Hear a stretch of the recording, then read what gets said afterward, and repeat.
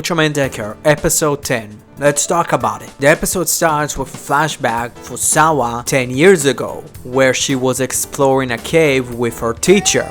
We flash forward and we see King Gresera and the monster fighting. After the monster finishes Gresera, it stops for a second but then able to escape. We discover that this is the second time that exact monster appeared and fought off another monster to escape in the same way. Ichika asks if it's a good monster. Taiji also asks if they are mutual enemies. He turns their question to Soa. She explained that the monster attacked two completely different monsters. Hanjiro tells them that the cells were collected from the site are not matching anything in their database. Chika, Soma, Asumi, and Soa are at the scene of the attack, collecting anything that the monster's cells could be on. When they return to the base, Hanjiro tells them that some of the rocks they collected, they are not from the same local lair, but they still match the sample from the last monster attack. Soa deduces that the rocks clung to the monster while it was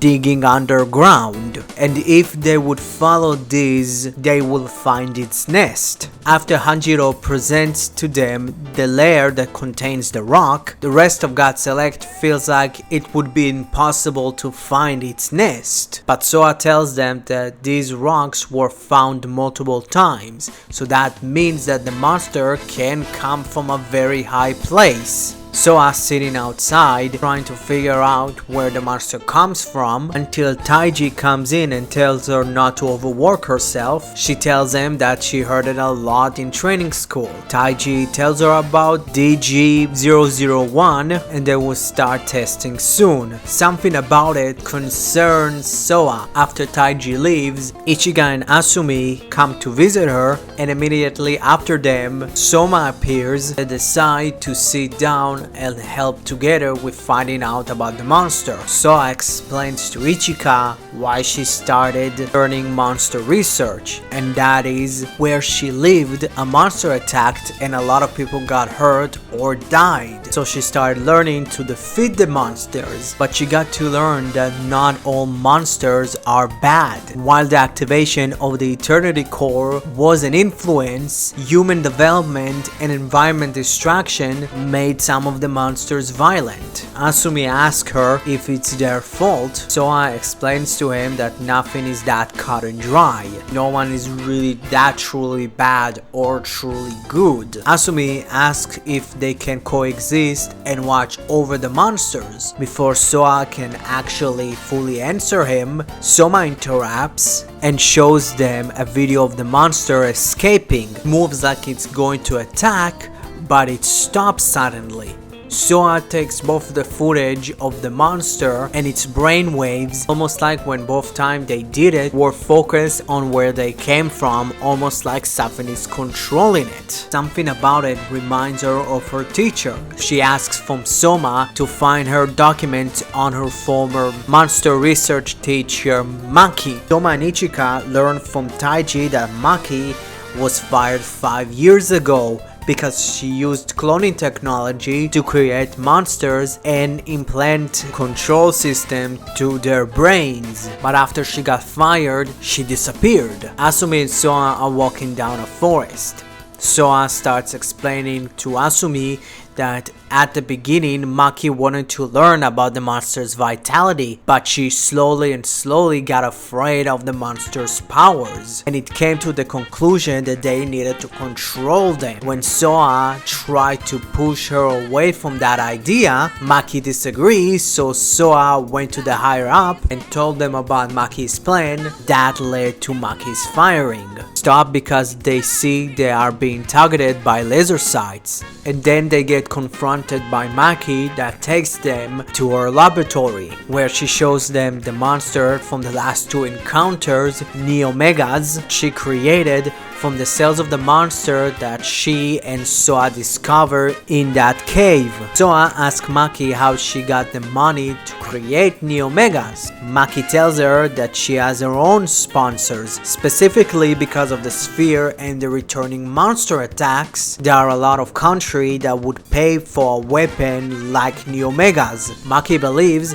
that the only way that humans and monsters can live together are if humans control the monsters. When Soa vocally disagrees, Maki asks her, then what would she propose? Take custody of the monsters and have them live peacefully with humans? Before Soa gets to answer, an alarm rings out because of Soma and Ichigo getting nearby the facility. So Maki takes the Neo-Megas out of the facility, but with it, the building starts collapsing. Asumi transforms into DECKER and saves Soa. He places her down and he and the Neo-Megas starts fighting until Soa shoots the mind controller that makes it restraining his powers. The Neo-Megas starts going berserk. DECKER tries to fight it, but even its beam can't stop it. When it seems that DECKER was gone from Neo-Megas' fire breath, Hanjiro saves him in the Guts Hawk. DECKER transforms into strong type. He's able to finish off the monster. Maki gets arrested and the TPU intelligence has found her sponsor and confiscated